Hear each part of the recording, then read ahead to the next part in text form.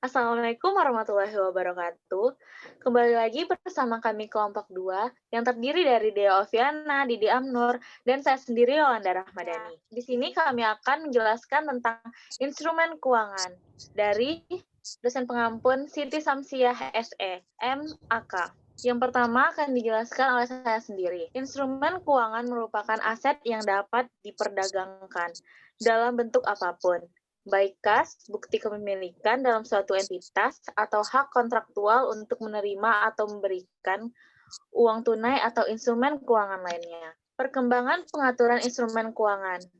PSAK lama sampai dengan tahun 1998. Kemudian direvisi PSAK tahun 2006, PSAK 50 instrumen keuangan penyajian dan pengungkapan, PSAK 55 instrumen keuangan pengakuan dan pengukuran.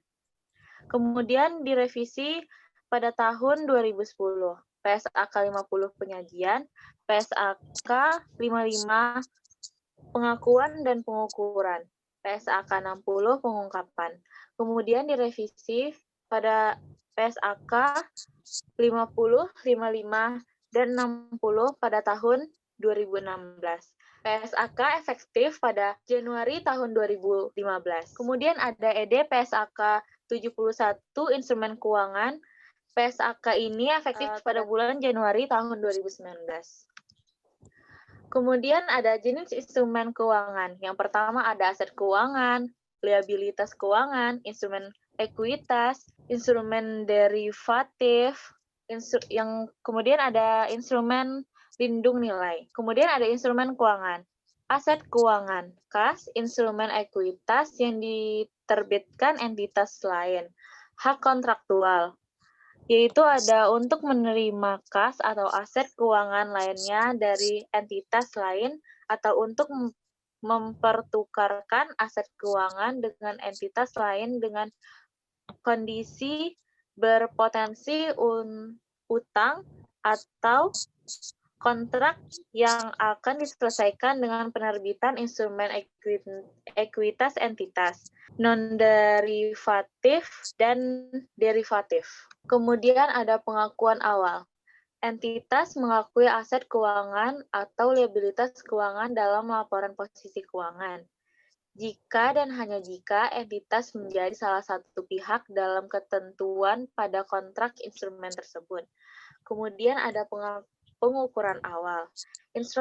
Instrumen keuangan yang diukur pada nilai wajar melalui laba rugi diukur sebagai nilai wajar dan biaya-biaya transaksi menjadi ekspensif. Catatan, nilai wajar adalah harga yang akan diterima untuk menjual suatu aset atau harga yang akan dibayar untuk mengalihkan suatu liabilitas dalam transaksi teratur antara pelaku pasar pada tanggal pengukuran. Kemudian ada penyajian dan pengungkapan. Kas dalam laporan posisi keuangan disajikan dalam kelompok aset lancar, diurutkan paling atas.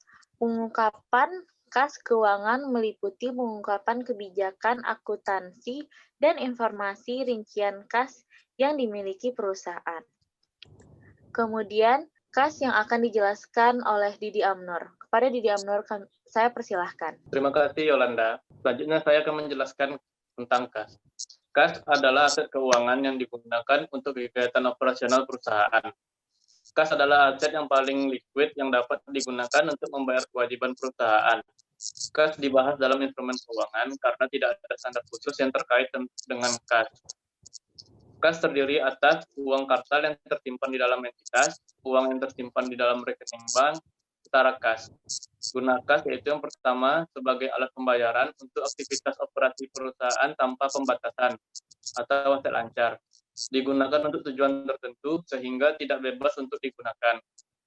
Kas yang disimpan untuk tujuan tertentu tidak boleh dianggap kas tapi diklasifikasikan sebagai dana cadangan atau disebut aset tidak lancar. Setara kas termasuk kategori instrumen keuangan. Setara kas adalah investasi jangka pendek yang sangat liquid. Agar dapat diklasifikasikan dalam setara kas harus memenuhi karakteristik yaitu dapat dikonversi menjadi kas pada jumlah tertentu tanpa risiko perubahan nilai dan jatuh temponya sangat dekat. Selanjutnya yaitu compensating balance. Entitas yang melakukan perjanjian dengan bank terkait dengan pinjaman atau kredit dalam perjanjian disebutkan bahwa pinjaman yang diberikan tidak dapat diambil semua, namun harus menyisakan saldo minimum dalam rekening bank tersebut.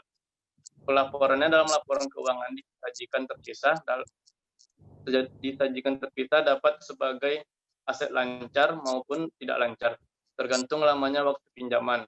Jika pinjaman jangka panjang, maka disajikan sebagai aset lancar. Lalu ada bank overdraft, kondisi di mana jumlah cek yang ditarik dalam rekening melebihi saldo kas. Bank overdraft diklasifikasikan sebagai utang dagang atau akun payable jika jumlahnya material disajikan tersendiri. Lalu ada pengendalian kas. Kas adalah aset yang paling liquid, mudah diselewengkan, oleh karena itu harus dikendalikan agar kas tidak digunakan untuk kepentingan yang tidak seharusnya. Bentuk pengendalian terhadap kas, yaitu yang pertama, terdapat pemisahan tugas antara pihak yang melakukan otorisasi dengan pembayaran, pihak pengelola dengan pencatatan, pihak pengguna dan pembayar, penggunaan lemari besi atau brankas, dan ruang tertutup dengan akses terbatas. Lalu penerimaan dan pengeluaran kas menggunakan rekening berbeda. Pengeluaran kas menggunakan cek sehingga terdapat pengendalian pencatatan oleh pihak lain. Selanjutnya, penerimaan kas dilakukan melalui bank untuk keamanan dan pengendalian catatan.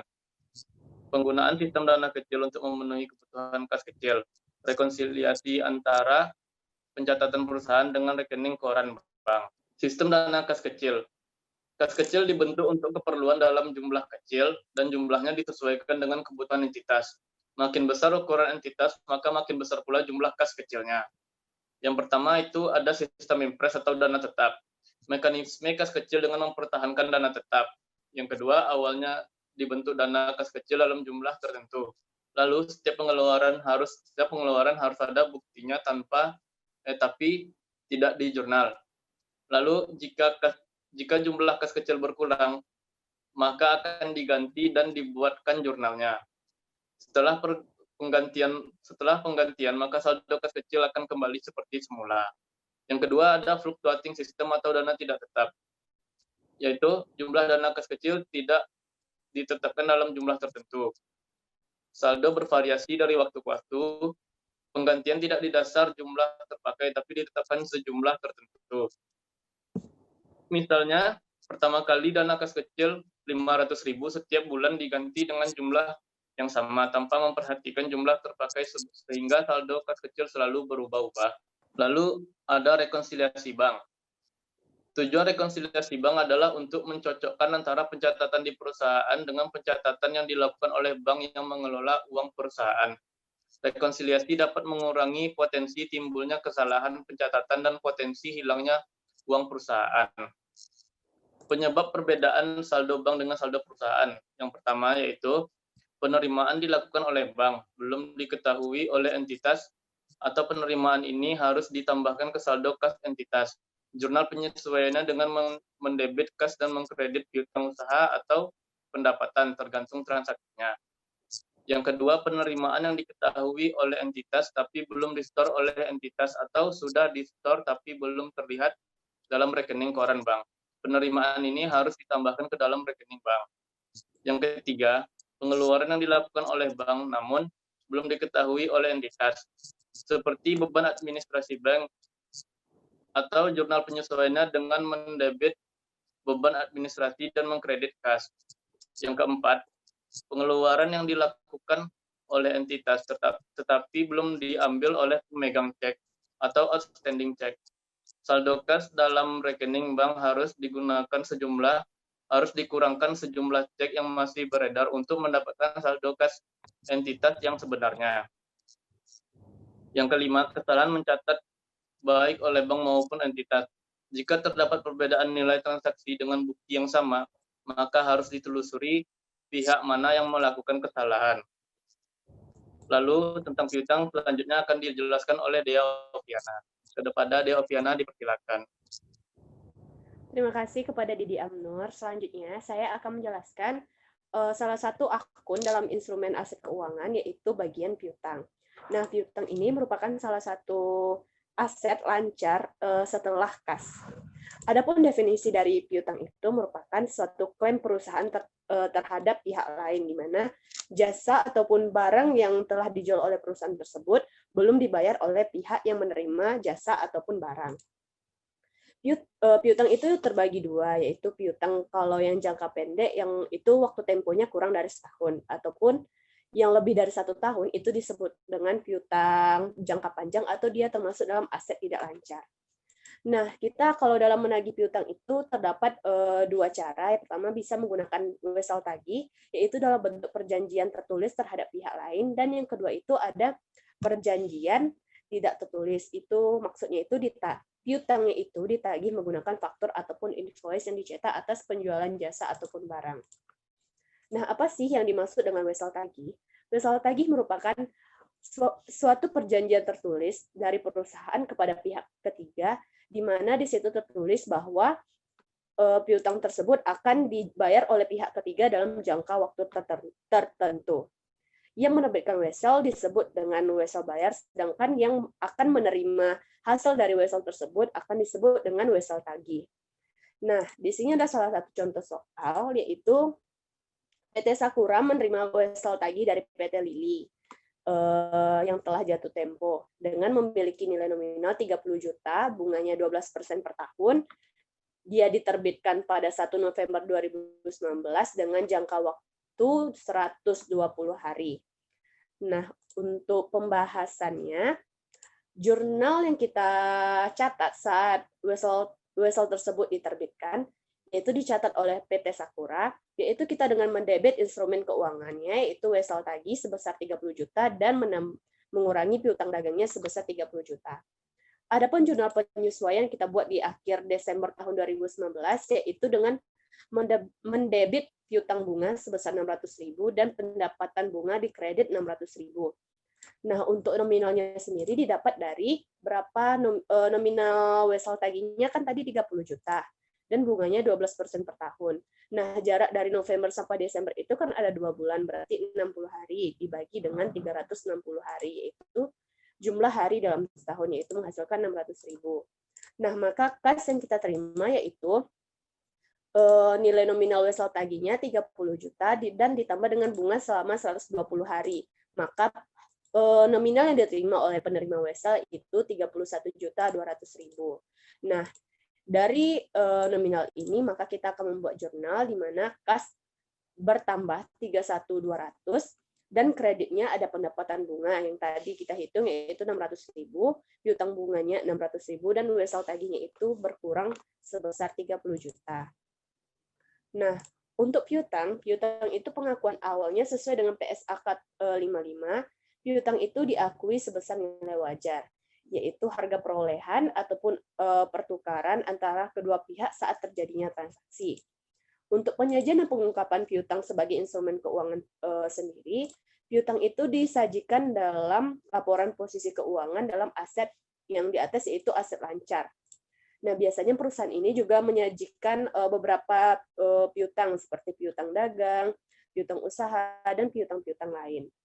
Dan pengungkapan piutang dalam laporan keuangan perusahaan juga lengkap. Nah, biasanya itu tuh rinciannya juga terdapat di catatan laporan atas keuangan. Nah, di situ kita bisa melihat pihak-pihak siapa aja yang berutang dan dari mana nominal piutang-piutang tersebut didapatkan. Nah, dalam piutang selanjutnya ada biaya transaksi.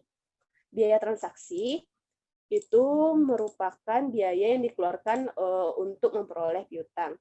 Yaitu ada biaya transaksi itu terdapat 2 jenis, yaitu biaya yang dapat mengurangi pinjaman kita dan ada juga yang menambah pinjaman kita. Selanjutnya, piutang juga mengalami penurunan nilai.